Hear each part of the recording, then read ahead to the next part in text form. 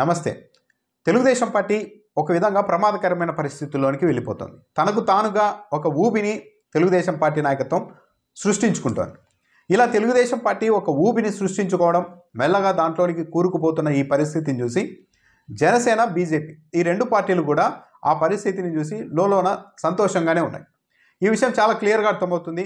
ఒకటి, లిక్కర్ కేసుకు సంబంధించిన వ్యవహారంలో బీజేపీ, జనసేన స్టాండ్ చూసినా, అదేవిధంగా ఈరోజు Telugu Desam party senior MLA Godavari జిల్లాలకు సంబంధించిన జ్యోతుల నెహ్రూ చేసిన వ్యాఖ్యలు చూసినా రెండు క్లియర్గా అర్థమవుతాయి. దీని మధ్య చిన్న ఇంటర్లింక్ కూడా ఉంది. జ్యోతుల నెహ్రూ చేసిన కామెంట్లను నిశ్చితంగా పరిశీలిస్తే, మనం తెలుగుదేశం పార్టీ పలుమార్లు కమ్యూనిస్టులతో పొత్తు పెట్టుకొని సమర్థవంతంగా వాళ్ళతో రాజకీయం చేసి ఆ రెండు పార్టీల ఉనికి లేకుండా చేయగలిగాం. కమ్యూనిస్టులు ఈరోజు ఈ రాష్ట్రంలో ఉనికిని కోల్పోయారంటే కేవలం తెలుగుదేశం పార్టీతో పొత్తు పెట్టుకోవడమే కారణమని ఆయన వ్యాఖ్యానించారు. అంత ధైర్యంగా, అంత బహిరంగంగా చెబుతూ ఉన్నారంటే ఉభయ గోదావరి జిల్లాల్లో తెలుగుదేశం పార్టీ పరిస్థితి ఎంత ప్రమాదకరంగా ఉందో జ్యోతుల నెహ్రూ వ్యాఖ్యలు బట్టి చాలా స్పష్టంగా అర్థమవుతుంది. ఆయన చెప్పింది కూడా నిజం. కమ్యూనిస్టులతో పొత్తు పెట్టుకోవడం, వాళ్ళకు కొన్ని సీట్లు కేటాయించడం, కానీ ఆయా స్థానాల్లో తెలుగుదేశం పార్టీ రెబల్స్కు ఆఖరి నిమిషంలో బీఫామ్లు ఇవ్వడం, ఇదే తెలుగుదేశం పార్టీ చేస్తూ వచ్చింది.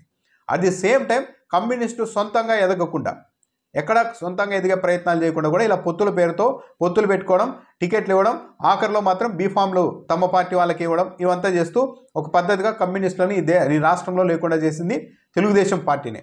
అయితే అప్పట్లో కమ్యూనిస్టు నాయకులంతా చంద్రబాబు నాయుడుకి ఇష్టలే కాబట్టి వాళ్ళు కూడా ఒకవైపు పార్టీలు కనుమరుగవుతున్నా, భూస్థాపితం అయిపోతున్నా చంద్రబాబు నాయుడు గారి కళ్ళల్లో ఆనందమే తమ ఆనందంగా చూస్తూ భరిస్తూ ముందుకొచ్చారు. ఈరోజు కమ్యూనిస్టు పార్టీలు అలా అయిపోయాయి. ఈరోజు జ్యోతుల నెహ్రూ మనం ఏమరపాటుగా ఉంటే కమ్యూనిస్టుల పరిస్థితే మనకు వస్తుంది అని ఎందుకు చెప్తున్నారు? ఎందుకు చెప్తున్నారంటే, సరే రాష్ట్రం అంతా ఆ పరిస్థితి ఉంటుందా లేదా అనేది పక్కన పెడితే ఉభయ గోదావరి జిల్లాల్లో మాత్రం తెలుగుదేశం పార్టీకి ఆ థ్రెట్ అన్నది పొంచి ఉంది. ఎవరి రూపంలో పొంచి ఉంది? జనసేన పార్టీ రూపంలో పొంచి ఉంది. జనసేన పార్టీతో పొత్తు కొనసాగిస్తే నెక్స్ట్ ఎన్నికల్లో ఇంకా ఎక్కువ సీట్లు ఇవ్వాల్సి ఉంటుంది. జనసేన పార్టీ మేము బలపడ్డాం అని చెప్తుంది. బీజేపీ ఓటింగ్ పెరిగిందని చెప్తుంది. నేను సనాతనవాదిగా తిరగడం వల్ల నా ఓటింగ్ పెరిగిందని కూడా పవన్ కళ్యాణ్ చెప్పుకుంటారు. ఎక్కువ సీట్లు అడగాల్సి ఉంటుంది. ఆ అడిగే సీట్లు కూడా తనకు బలమున్న ఉభయ గోదావరి జిల్లాల్లోనే మరిన్ని అడిగే అవకాశం ఉంటుంది. దానివల్ల ఆ జిల్లాల్లో తెలుగుదేశం పార్టీ నాయకులు చాలా వరకు అవకాశాలు కోల్పోతారు. ఇప్పుడు నామినేటెడ్ పదవుల్లో కూడా అదే జరుగుతోంది. అక్కడ జ్యోతుల నెహ్రూ భయం ఇదే. రేపు ప్రొద్దున ఈ ఉభయ గోదావరి జిల్లాల్లో ఈ పొత్తు అనివార్య కారణాల వల్ల జనసేనకు మొత్తం అప్పగించాల్సి వస్తుందేమో, మనం ఈ జిల్లాల్లో కమ్యూనిస్టుల్లాగా మారిపోతామేమో అన్నది ఆయన భయం. అయితే ఇక్కడ ఇంకో విషయం ఏంటంటే, ఎందుకు జనసేనకు అలాంటి పరిస్థితి వస్తుంది, తెలుగుదేశం పార్టీకి ఇలాంటి పరిస్థితి వస్తుంది అన్నది చూస్తే, ఈ లిక్కర్ కేసు మీద ఎక్కడా కూడా జనసేన కావచ్చు, బీజేపీ నాయకులు కావచ్చు మాట్లాడడం లేదు.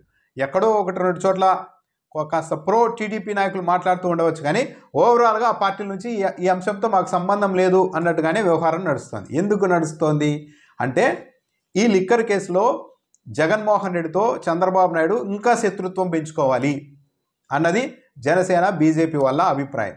ఈ శత్రుత్వం ఎలా వెళ్ళిపోవాలి అంటే, ఈ ఏకంగా వ్యక్తిగత ఉనికిని భరించలేని స్థాయికి వెళ్ళిపోవాలి. అప్పుడే తెలుగుదేశం పార్టీలో ఒక భయం ఉంటుంది.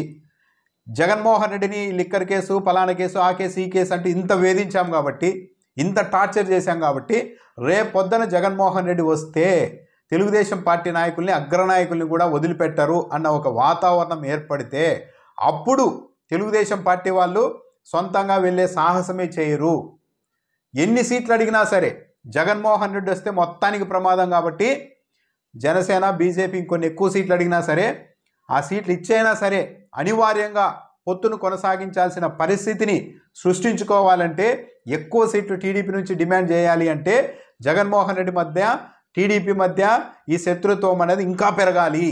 ఎవరున్నా పర్లేదు, కానీ ఒక్క జగన్మోహన్ రెడ్డి అధికారంలోకి వస్తే మాత్రం మన పరిస్థితులు భయంకరంగా ఉంటాయి అని తెలుగుదేశం పార్టీ వాళ్ళకి ఇంకా అర్థం కావాలి.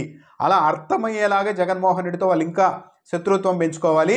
ఈ కేసులు గీసులతో తెలుగుదేశం పార్టీ ఒక రకంగా ఇలాంటి ఊబిలో, ఈ కక్షలు కార్పణ్యాలతో ఇలాంటి ఒక ఊబిలో కూరుకుపోయి ఒక ఫ్యాక్షన్ తరహా రాజకీయాల్లోనికి వెళ్ళిపోతే అప్పుడు ఆ భయంతో బీజేపీ జనసేనతో కలిసి ఉండడానికి ఇష్టపడుతుంది.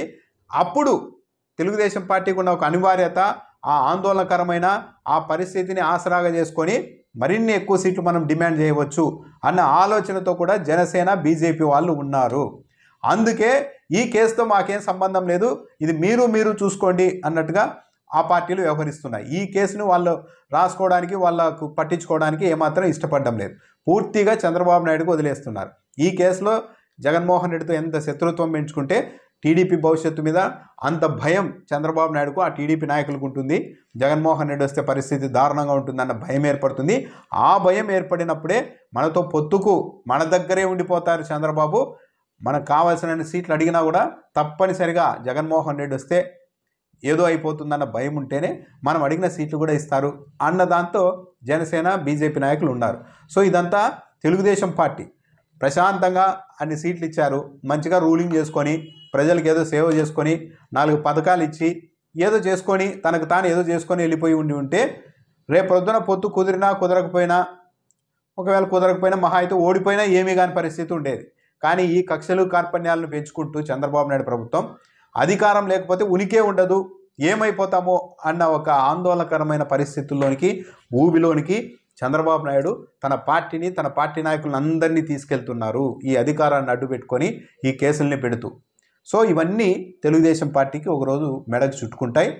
దాని కారణంగా రాజకీయంగా, మానసికంగా, ఈ సీట్ల పరంగా కూడా తెలుగుదేశం పార్టీ చాలా నష్టపోయే అవకాశం అయితే ఫ్యూచర్లో ఉంటుంది.